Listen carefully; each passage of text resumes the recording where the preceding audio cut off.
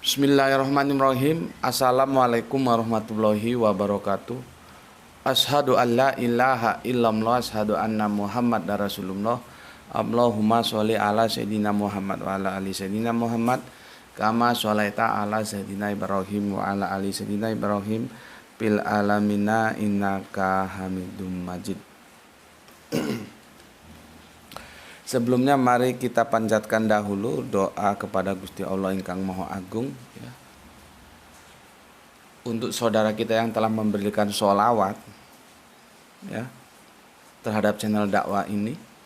Semoga sholawat itu menjadi catatan langit amal soleh bagi mereka dan keluarganya kelak. Begitu juga untuk seluruh viewerku, terima kasih atas doa-doa baiknya. Semoga kebaikan doa itu juga tercurahkan untuk kalian semua. Amin, amin ya robbal alamin. Aku mau kasih introduction dulu sebentar.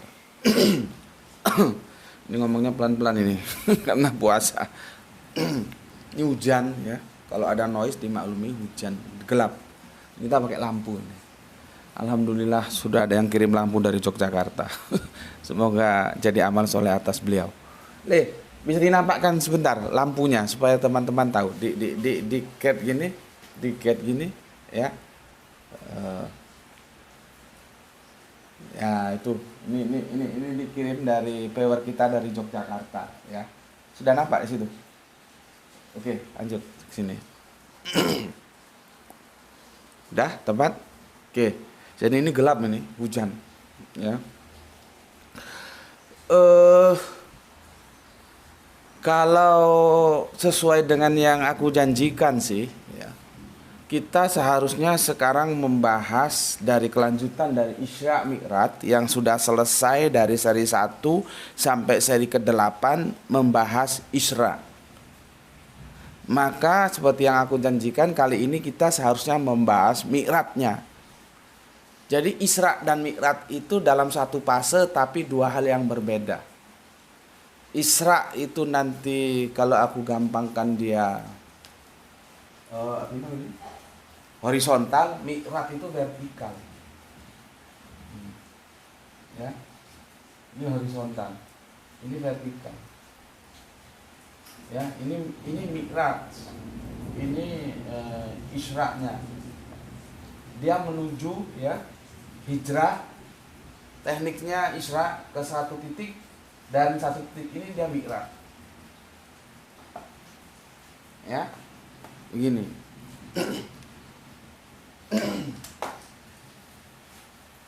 Makanya ini judulnya belum aku hapus karena judulnya masih tetap. Tapi tidak panjang, insya Allah Mi'raj itu akan kita selesaikan dalam dua seri aja lah ya. Jadi totalitasnya nanti ada 10 seri tentang Isra Mi'raj, yang 8 seri tentang Isra-nya dan 2 seri untuk Mi'raj-nya. Namun demikian akhirnya aku mengambil keputusan, aku tidak dulu menjelaskan tentang Mi'raj ya seperti yang aku janjikan kemarin, tetapi aku akan memberikan sebuah apresiasi untuk komentar yang masuk. Tidak ada di kolom komentar yang kalian lihat di YouTube, tapi masuknya lewat Japri, yaitu via WA. Ya, via WA. Aku pikir ini bagus juga untuk kita angkat menjadi sebuah tajuk kajian. Maka tajuknya kali ini adalah Isra Mi'raj dalam tanggapan Ustadz Pondok Pesantren. Bayangkan itu. Ya. Itu yang membuat adrenalinku menjadi terangsang. Triggernya itu yang memberikan tanggapan itu dia ustadz dari salah satu pondok pesantren. Siapa nama ustadznya? Tidak perlu. Karena kita tidak membicarakan pribadinya, personalnya, tapi yang kita bicarakan kerangka berpikirnya. Apa nama pondok pesantrennya juga tidak perlu. Karena kita membicarakan kerangka berpikirnya, bukan personalnya, pribadinya. Yang jelas kalau aku sebut nama pondok pesantrennya, tidak ada orang yang tidak kenal, karena itu merupakan salah satu pondok pesantren terbesar dan tertua ya di Nusantara ini. ya. Jadi enggak perlu aku sebutkan ustadznya namanya siapa, pondok pesantrennya siapa. Kan aku berkali-kali bilang, aku kalau diajak berdebat dengan teman-teman Kristen, aku harus lihat dia kapasitas dan otoritasnya sebagai apa gitu loh. Karena dengan kapasitas dan otoritas yang dimiliki itu menjadi acuan untuk aku menentukan sikap, aku bersedia enggak. Ya. Seperti kemarin kan aku bilang, aku seharusnya diminta untuk menjadi pembicara untuk berdebat dengan Kristen ya di Jogja. Tapi sayangnya yang diajukan kepada aku itu tidak bisa membuat adrenalinku terangsang untuk maju ke meja diskusi. Maka aku kasih syarat, kalau begitu gurunya tolong sertakan gurunya, biar nanti gurunya berhadapan dengan aku. Nah kalau yang kelas-kelas murid-murid kerucu-kerucu begitu ya kalian aja bisa lah, itu masa harus aku turun. Ya. Dan sampai sekarang aku nggak tahu negosiasinya bagaimana, aku belum dikabari hasilnya bagaimana, karena yang mengundang aku itu, yang meminta aku itu salah satu lembaga dakwah yang juga cukup terkenal. Maka aku jelaskan, masalahnya bukan aku mau dan tidak mau, tentunya maulah. Orang dimintain tolong kok tidak mau, apalagi yang meminta tolong saudara sendiri.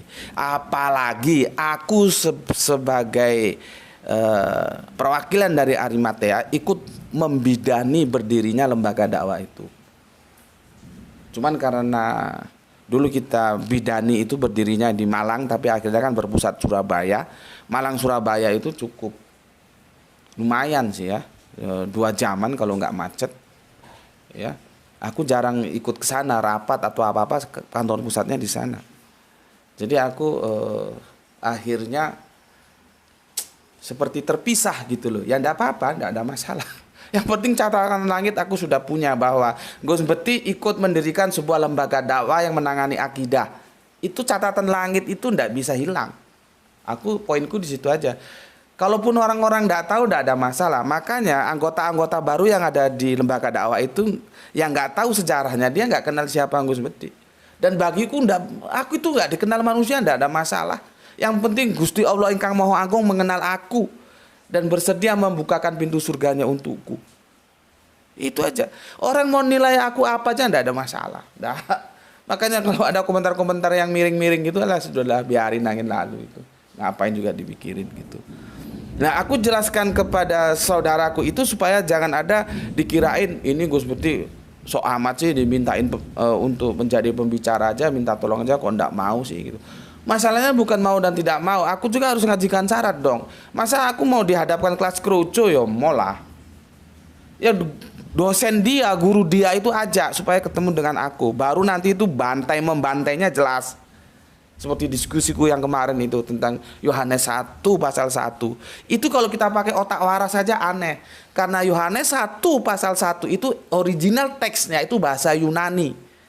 Pertanyaanku, sejak kapan ada firman turun dalam bahasa Yunani? Kanjeng Nabi Isa itu berbahasa, nanti ada perdebatan. Itu antara Aramaik atau Ibrani. Itu aja. Maka tidak mungkin ada firman turun dalam bahasa Yunani. Dari situ aja kita tahu. Meskipun sangat ribet untuk menjelaskan bahwa Yohanes 1 pasal 1 itu adalah sebetulnya sebuah karya sastra puisi dari Philo yang diadopsi oleh Yohanes ke dalam Injilnya sebagai introduction. Kembali ke masalah apa? Bahasa. Nggak mungkin ada bahasa Yunani atau Gerik itu digunakan Allah untuk menyampaikan firman, itu tidak mungkin. Kalau kita mau ke bahasa itu. Tapi kan kalau kemarin waktu debat aku sampaikan ke situ, jadinya debatnya mandek. Mandek di bahasa dan itu panjang lagi. Tidak seperti yang kalian lihat dalam 4 seri itu. Dan ini pun seorang ustadz ini juga dia berbicara tentang bahasa yang akan aku luruskan. Kerangka berpikir yang salah. Ya. Akan aku luruskan. Sekali lagi yang membuat aku terangsang adrenalinku untuk membahas ini dalam kajian karena otoritas dan kapasitasnya seorang ustadz dari salah satu pondok pesantren terkenal, dan kalau nggak salah doktornya udah selesai ya, karena beberapa waktu yang lalu, udah lama sih justru dia tempuh sebelum aku bermain di YouTube, dia sudah menempuh doktoral sepertinya, tapi nggak tahu lah ya. Oke. Dia men-screenshot ini ya. Nanti kamu lihat di komentar yang edisi ke-8 ya. Ini biar aja gini ya, tapi kita tidak bicara ini karena ini mau kita pakai, kita menanggapi komentar dulu. Itu dari Mas ER ya. Nih. Sebentar ya. Sebentar. Aduh, sulit banget. Supaya kalian tidak perlu tahu namanya.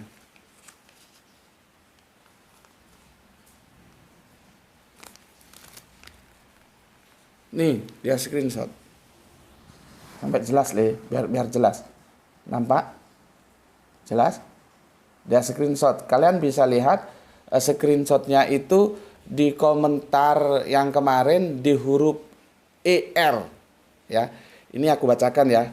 Lihat ini aku gedekan nih. Sudah gede? Aduh, sebentar. Sulitnya. Ini. Komentarnya ini. Oke. Ini. Oke, aku bacakan komentarnya. Ini yang dia screenshot. Assalamualaikum warahmatullahi. Ini dari Mas ER ya komentarnya ya, yang di screenshot sama Pak Ustadz kita ini. Assalamualaikum warahmatullahi wabarakatuh. Sangat tercerahkan Tuan Guru setelah Rasulullah Isra dari Masjidil Haram ke masjid yang jauh wilayah Yatsrib, selanjutnya mendapat julukan Madinah. Disitulah Rasulullah dan pengikut dalam kurung sahabat dapat berquran dan menegakkan dinullah, sehingga mi'raj dalam kurung yu'la wala yu'la alai ya, tinggi agung ya. Maaf Tuan Guru kalau diksi dan narasi kurang tepat dalam memberikan komentar, tapi aku tetap semangat ikuti kajian ini. Nah, itu screenshot yang diambil. Sekarang aku bacakan komentarnya ya. Ini komentarnya ya, aku bacakan. Yang saya enaknya ini aku langsung jawab ya, apa aku selesaikan? Aku selesaikan dulu lah, nanti aku jawab per termin ya. Yang saya tahu sampean pakar di bidang kitab-kitab Injil, sehingga dapat membantu kajian sejarah dan peradaban sebelum masa Nabi Muhammad. Seperti Ustadz AH. Lihat ya, ada dua Ustadz sama-sama masih muda. Karena kemarin aku kan paling jarang sebut nama orang ya. Kemarin aku singkat nama ustadznya AH. Itu bukan AH yang ini loh ya. Itu AH yang depannya pakai buya. Yang ini AH yang tidak pakai buya. Makanya kalian kalau dikasih tahu jangan dablek. Kalau aku bilang tolong komentarnya itu dilihat di komentar unggahan yang ini ya. Seperti aku tunjukkan begitu. Kamu ikuti supaya kamu tahu. Jangan kamu nebak-nebak. Kalau kamu nebak-nebak ya jadi salah. Tapi kadang-kadang kan kamu dablek dikasih tahu. Betul ya.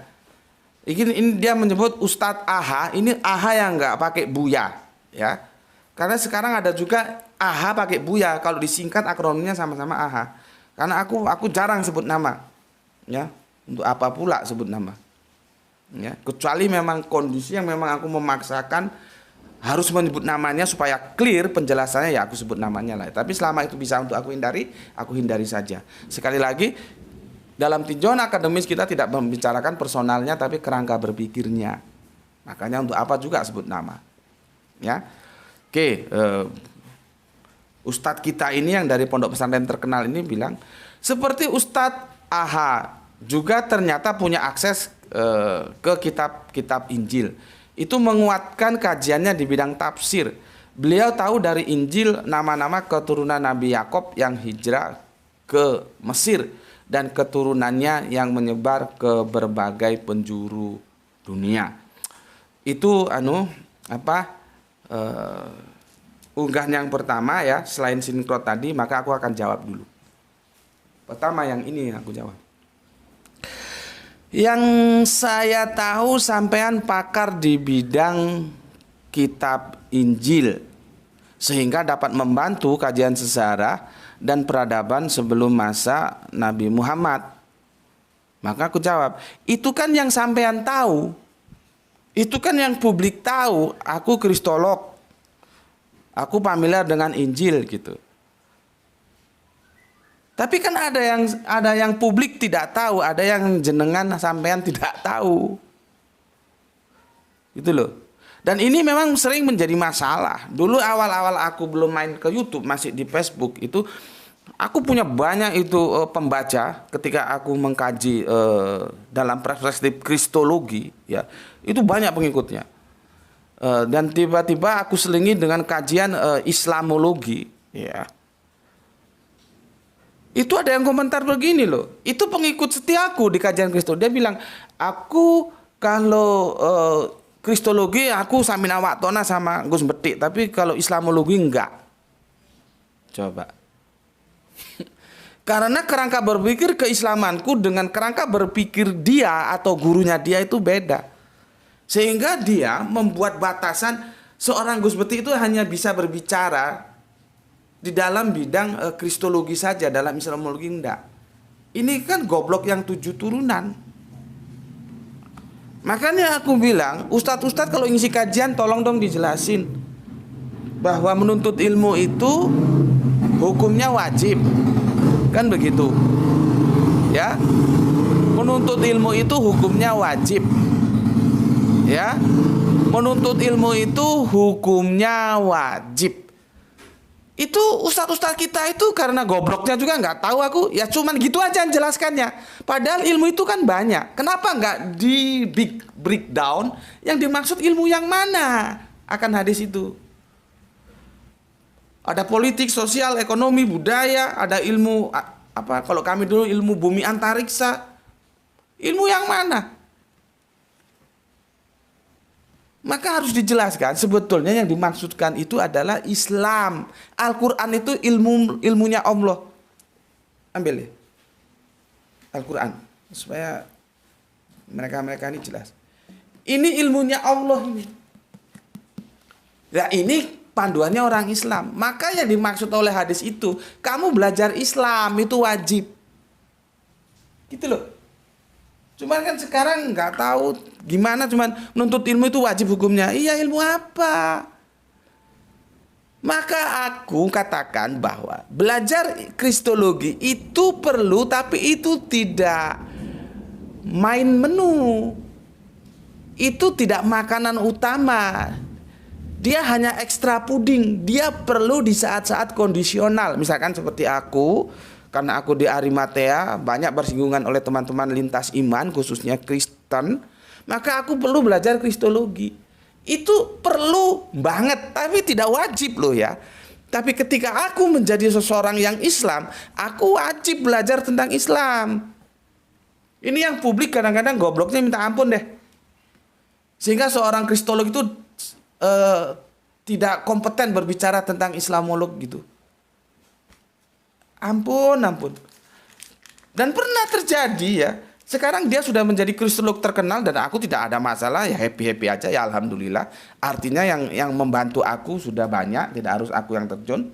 Dulu awal-awal dia sebelum jadi kristologi dia sering menentang pemikiran-pemikiran Islamku. Aku nggak tahu, sepertinya dia memang berbasic pesantren.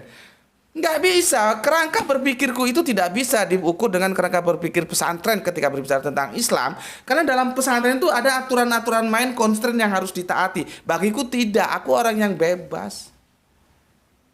Aku berguru ke banyak guru, tapi bilang jangan sekali-sekali dogma Gus Betik lo ya. Bisa rame nanti urusannya. Jelaskan saja, kalau dia logik, bisa diterima nalar, aku terima. Makanya aku mengusung kerangka berpikir Islam rasionalis. Dan Dan Isra Mi'raj itu kita dekati secara rasional. Isra Mi'raj itu bukan mistis, dia historis, jadi bisa empiris. Kita bisa dan sangat bisa dan harus melakukan Isra dan Mi'raj. Tinggal kondisionalnya seperti apa. Itu, ya. Itu jawabanku tentang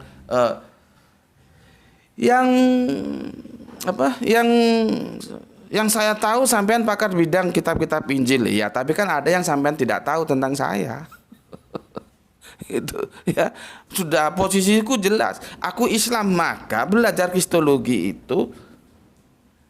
itu ekstra puding, bukan menu utama. Menu utamanya sebagai orang Islam ya belajar Islam.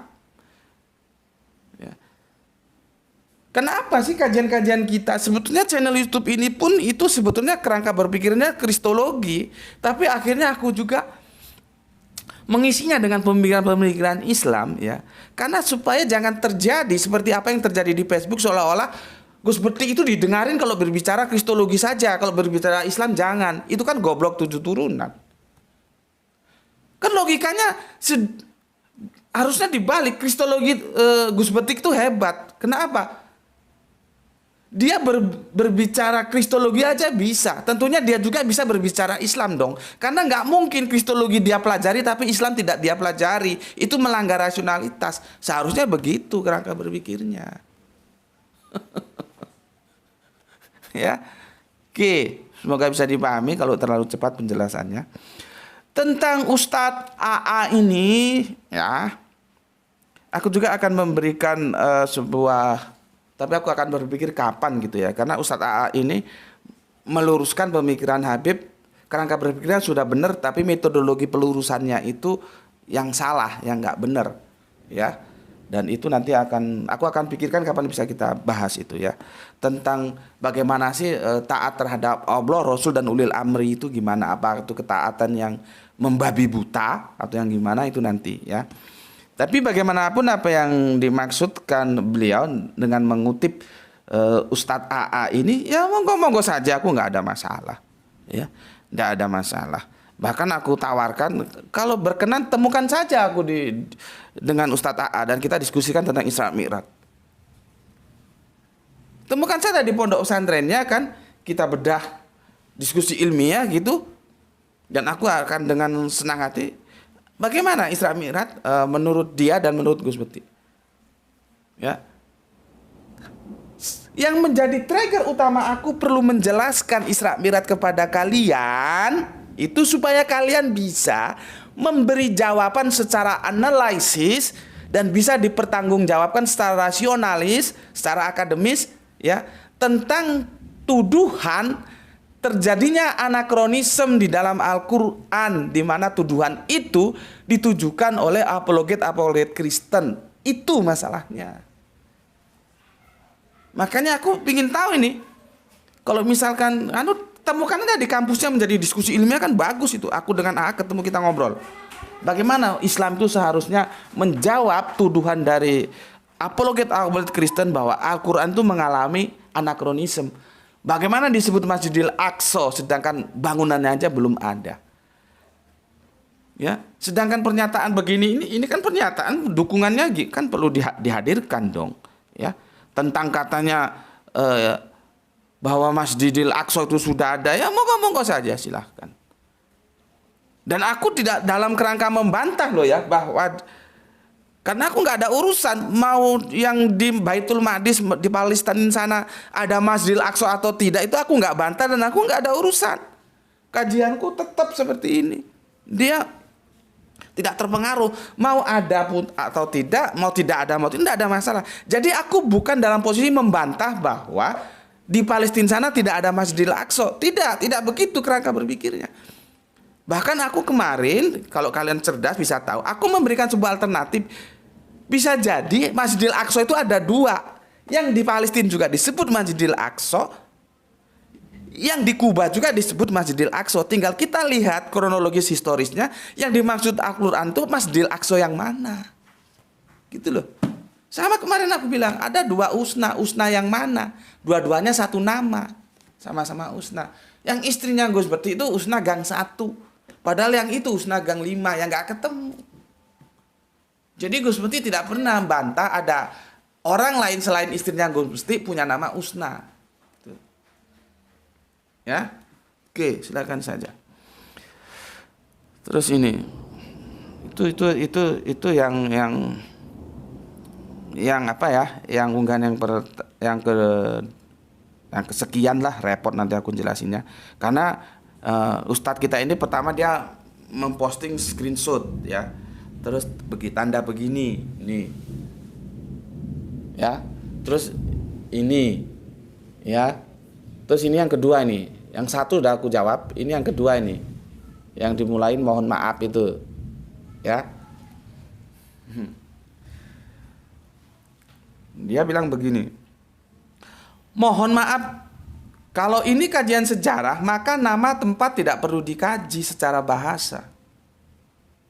Aku baca semuanya, nanti langsung aku jawab satu persatu ya. Mohon maaf kalau ini kajian sejarah, maka nama tempat tidak perlu dikaji secara bahasa. Yang diperlukan adalah kajian geografis. Sejarah Ken Arok misalnya posisinya sekarang di Malang. Malang itu posisi geografis, bukan dimaknai secara bahasa. Misalnya bermakna melintang di jalan atau bermakna tidak beruntung. Sejarah menunjukkan bahwa sahabat Umar bin Al-Khattab datang ke lokasi Masjid Al-Aqsa dan bertanya kepada pendeta setempat. Ternyata memang fisik Masjid Aqsa sudah hancur dan menjadi tempat pembuangan sampah. Meski demikian, posisi Masjid Aqsa secara geografis adalah physically ada dan jelas. Screenshot di atas menunjukkan kajian sejarah Isra Mi'raj telah didekati dengan disiplin bahasa Arab. Dia juga salah, bukan Arab, Arabian. Bayangkan seorang ustadz, guru pondok pesantren masih menganggap Al-Quran itu bahasa Arab, Araban, bukan Arabian. Bagaimana kerangka berpikir anak didik kita bisa cerah? Aku itu kalau ngisi-ngisi di pondok itu kan aku ukur otak-otak anak pondok itu, aku sebetulnya prihatin loh. Kok begini ya? Karena perubahan itu akan bisa terjadi lewat pendidikan. Lah kalau metodologi pendidikannya masih dari itu ke itu saja, bagaimana Islam mau jaya? Ya. Terus komentarnya, ada misapproach kajian sejarah kok berbelok ke kajian bahasa. Ya. Oke, aku jawab itu keseluruhannya. Ini yang terakhir ya. Aku jawab permasalahannya ya. Mohon maaf kalau ini kajian sejarah, maka nama tempat tidak perlu dikaji secara bahasa. Pertanyaanku, kenapa tidak perlu? Ini justru fatal. Sejarah itu apa sih? Informasi. Sejarah itu kalau tinjauan lisanul Arabian, sajaratul itu pohon. Maka dia bercerita tentang mulai dari akar yang ada di bawah tanah, sampai batang, sampai nanti ranting, sampai daun, sampai buah yang menjulang. Begitu. Jadi sejarah itu pohon. Itu asalnya dari sana. Ya, nah, terus bilang gini. Mohon maaf kalau ini kajian sejarah, maka nama tempat tidak perlu dikaji secara bahasa. Sejarah itu sebuah peristiwa yang telah terjadi di masa lalu dengan etimologinya seperti yang aku jelaskan tadi, dari sajaratul itu pohon ya. Itu tidak terjadi di masa depan. Kalau masa depan itu dia forecast atau katakanlah sebuah apa dalam istilahnya Alkitab itu nubuah. Itu lawannya sejarah. Kalau sejarah itu sudah terjadi di masa lalu. Itu sampai ke kita dalam bentuk cerita. Cerita itu diwadahi dalam apa kalau tidak dengan bahasa? Coba. Cerita itu diwadahi dalam apa? Apa wadahnya cerita itu sampai ke kita? Baik itu lewat verbal, ngomong, ataupun lewat literal, tulisan, buku. Nah, misalkan ini loh, History Arab. Ini sampainya ke aku kan lewat bahasa ini. Ini sudah diterjemahkan ini. Bisa nggak kita ya menerima sejarah tanpa bahasa? Lah kok bahasa mau dinafikan? Ini kesalahannya. Nanti kesalahannya tentang memahami Madinah, sehingga orang Islam sekarang itu tenang-tenang wae karena nggak tahu artinya Madinah itu apa, plonga-plongo wae. Padahal itu sebuah suasana yang harus kita usahakan untuk bisa mencapainya. Tapi karena nggak didekatin bahasa, ya akhirnya kacau. Ya, maka aku jawab, ya, mohon maaf kalau ini kajian sejarah, maka nama tempat tidak perlu dikaji secara bahasa. Pertanyaanku, bisakah Anda tahu sejarah tanpa bahasa? Coba. Karena sejarah itu sampai ke kita, medianya itu bahasa.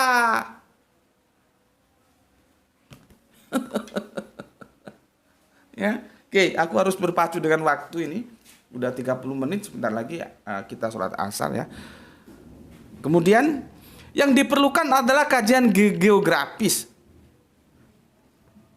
Kajian geografis itu seperlu-perlunya, dia tetap saja perlu, dan aku tidak mengatakan bahwa kajian geografis itu tidak perlu. Kita perlu kajian geografis, tetapi bukan itu terus menafikan perlunya kita tahu bahasa. Kan kita harus tahu dong Al-Aqsa itu di mana, Madinah di mana, Masjidil Haram di mana. Itu kan kita harus tahu geografisnya. Seperti kemarin kan aku sudah tunjukkan, ketika aku belum bisa berhaji, ya, aku tanya kepada sahabatku yang pernah hidup di sana 20 tahun, itu dalam rangka aku mengkonfirmasi geografis. Jadi bukan aku menafikan geografis, tetapi sepenting-pentingnya geografis, bahasa itu tetap yang utama, karena dari bahasalah kita menerima sebagai media untuk tersampaikannya sejarah. Oke? Dia bilang sejarah Ken Arok misalnya posisinya sekarang di Malang. Malang itu posisi geografis bukan dimaknai secara bahasa. Misalnya bermakna melintang di jalan atau bermakna tidak beruntung. Ya. Maka jawabanku, ini jadi masalah. Malang itu bahasa Jawa, maka jangan dimaknai secara bahasa Indonesia yang Melayu. Kacau. Kacau. Ya. Aku sudah bilang, kata makar itu, nih ya. Lihat ini. Surat Ali Imran ya, ke 54. Aku ini berpacu sama waktu. 54 ya. Ibrahim 46 ya. Ar-Ra'ad 42. Dengar omonganku, dengar. Jangan lihat ininya saja. Ini bisa salah tulis aku ya. Yusuf 102.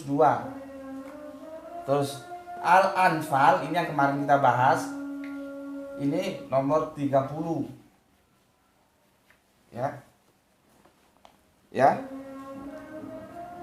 Ini semua berbicara tentang satu kata, diksinya itu makar. Ya. Ini bahasa Al-Qur'an, maka harus diterjemahkan, dipahami secara Qur'ani, bukan secara Melayu atau Indonesia. Karena dalam bahasa Arabian dan ini bahasa Indonesia, dia menjadi beda. Ya, di Arabian itu bisa siasah, bisa strategi, bisa lagi rencana. Kalau di Indonesia itu akal busuk.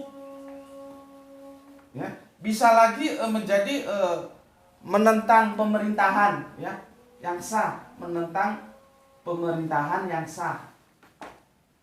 Coba bandingkan ini dengan ini. Ketika bahasa makar yang diambil dari Al-Qur'an dia pahami menurut bahasa Indonesia, bubar. Begitu juga ketika Malang ya. Malang itu bahasa Jawa, pahami dengan bahasa Jawa. Malang ya. Ini bahasa Jawa. Ini aku hapus ya, sudah ngerti kalian. Ini pahami menurut Jawa, jangan dipahami menurut Indonesia. Kacau, kalau Indonesia Malang bisa apa? Bangkrut, tidak beruntung. Tidak beruntung. Bisa saja. Jawa, Malang yang sebetulnya Malang ini itu kurang lengkap. Sebetulnya dia Malang Megong. Malang Megong itu enggak beraturan, melintang. Misalkan baru hujan di jalan tuh pohon-pohon tumbang, itu Malang Megong. Itu. Tapi dia disingkat menjadi Malang.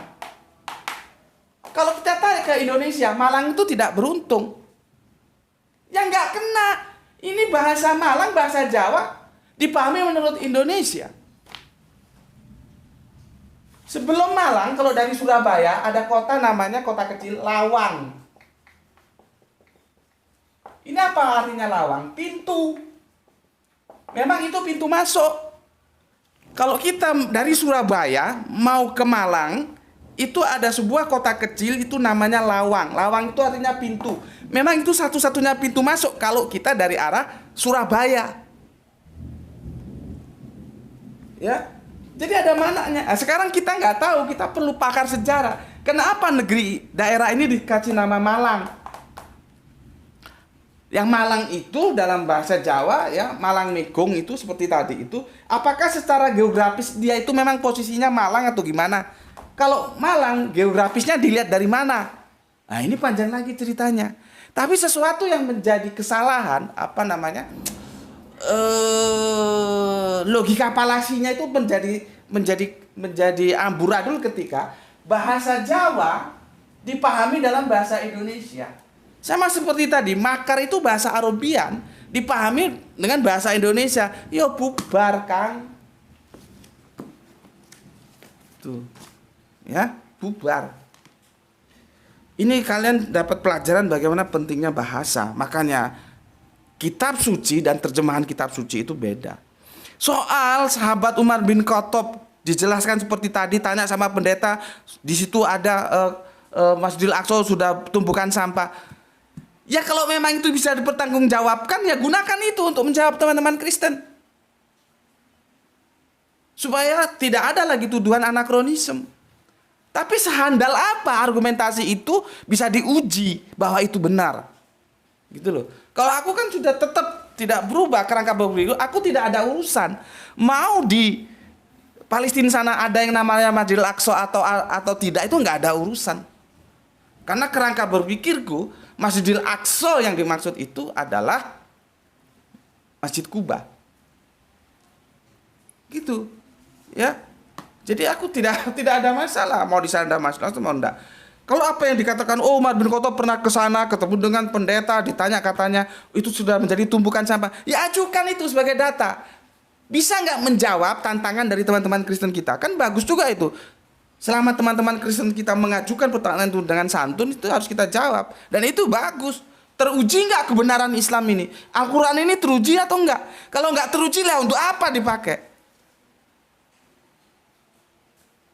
Sejarah itu relatif. Ya, maka silakan saja. Yang katanya tadi Ustadz AHA itu begitu ya silakan saja. Kalau dia mampu silakan jawab. Ya, oke. Terus dia bilang begini, menunjukkan menunjukkan ya, kajian sejarah Isra Mi'raj telah didekati dengan disiplin bahasa Arab menurut beliau, menurutku bukan Arabiun, bukan Araban ya. Ada misapproach. Kajian sejarah kok berbelok ke kajian bahasa. Ini yang jadi masalah. Kapan anak didik kita bisa cerdas? Ini bukan misapproach. Ini adalah total approach. Bahwa sebuah permasalahan didekati dengan dua pendekatan historis dan linguistik. Kan aku sudah bilang tadi, kalau kita menafikan sejarah, dari mana kita tahu sejarah? Sedangkan sejarah itu sampainya ke kita lewat sebuah instrumen, alat, kemasan, tempat yang namanya bahasa. Kok bahasanya mau dinafikan? Jadi ini bukan misapproach, justru ini total approach. Ada pendekatan linguistik, ada pendekatan historis.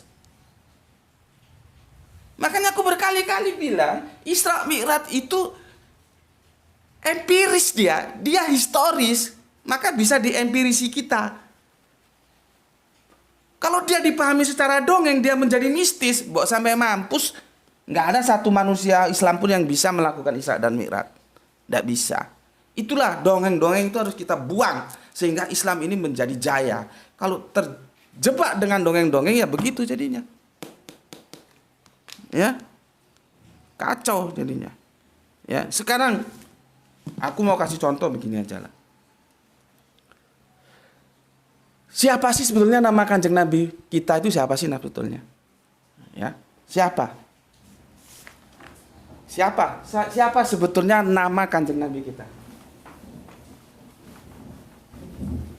Ya. Nama Kanjeng Nabi kita itu disebut dalam Al-Quran itu sebanyak 4 kali, ya. Kalau aku salah nanti tolong dikoreksi. Surat 3144. Ini supaya gampang, ya. Surat 33 40. Surat 47 2. Surat 48 29. Ya, ini berapa ini?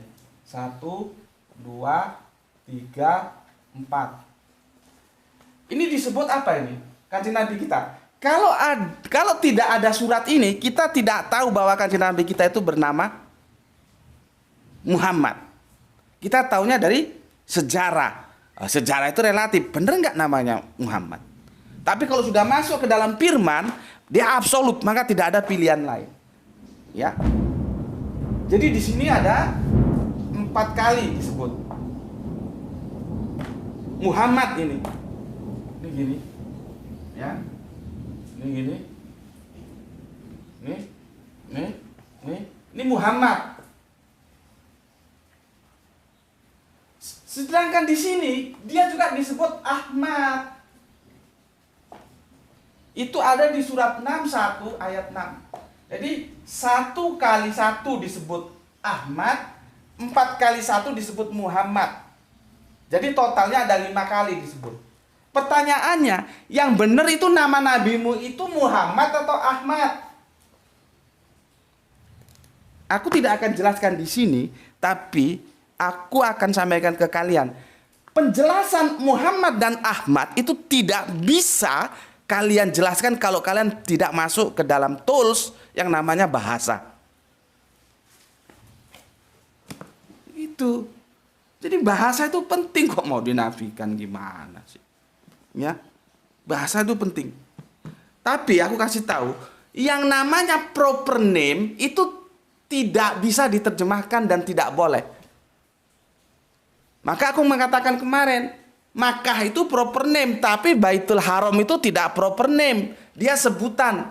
Makanya ketika sahabatku yang sudah naik haji ke sana, dia kaget ketika ditawari supir mikrolet, haram ternyata Madinah juga disebut haram. Begitu juga Masjidil Aqsa itu sebutan, bukan proper name. Proper name itu ada yang bisa diterjemahkan, ada yang tidak bisa diterjemahkan. Tetapi kita cukup tahu saja kalau dia bisa diterjemahkan, tapi dia tidak boleh diterjemahkan. Misalkan koco. Itu kalau diterjemahkan dalam bahasa Indonesia kaca. Diterjemahkan ke bahasa Inggris mirror. Tapi aku nggak boleh dipanggil mirror. Bisa kepalanya tak tendang kalau aku dipanggil mirror. Tapi cukup diketahui saja bahwa namanya koco. Itu nggak bisa, proper name itu nggak bisa. Tetapi tidak semua proper name itu bisa diterjemahkan. Allah itu mau diterjemahkan apa? YHWH itu mau diterjemahkan apa? Nggak bisa, itu proper name. Kalau Rohman Rohim bisa, ya, Kohar bisa, karena itu sebutan, bukan proper name, ya. Nah, di sini supaya tahu. Bahkan hadis itu mengatakan, ya, supaya kita tidak bermain-main tentang nama. Kita disuruh membuat nama anak-anak kita yang baik-baik. Karena nama itu adalah doa. Kalau dalam antropologis budaya tasawuf Jawa dikatakan, asmo kinario jopo. seperti hadis, entah itu sahih atau enggak, tolong dikoreksi, bahwa nama itu doa. Orang Jawa mengatakan asma, nama, kinario seperti itu bagaikan seumpama doa. Doa dalam bahasa Jawa itu jopo. Maka ada jopo montro. Montro itu mantra. Jadi kasih nama-nama yang baik karena nama itu adalah doa. Kenapa sih anakku aku kasih nama Grahito? Anggrahito itu dalam perspektif Arabian itu muhasabah, supaya dia selalu berhitung apa yang sudah baik aku kerjakan, apa yang jelek sudah aku kerjakan, dihitung nanti terus supaya kamu selamat, yang baiknya itu ditambah, yang jeleknya itu dikurangi. Maka aku kasih nama dia dalam bahasa Jawa itu Anggrahito, terus dia berubah menjadi Grahito. Begitu juga anakku yang perempuan, namanya aku kasih nama Ranti. Ranti dalam filosofi Jawa itu adalah sebuah nama buah seperti tomat itu kalau sudah berbuah, sudah muasak sekali, dipejet gini saja itu dia langsung bagian dalamnya itu bisa keluar. Tapi kalau masih mentah, dia keras dipejet nggak bisa keluar.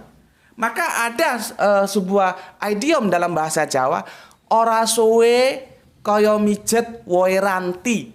Tidak lama seperti mijet buahnya ranti. Jadi buah ranti itu kalau sudah masak dipijet gini aja gampang, mudah terkeluar dia.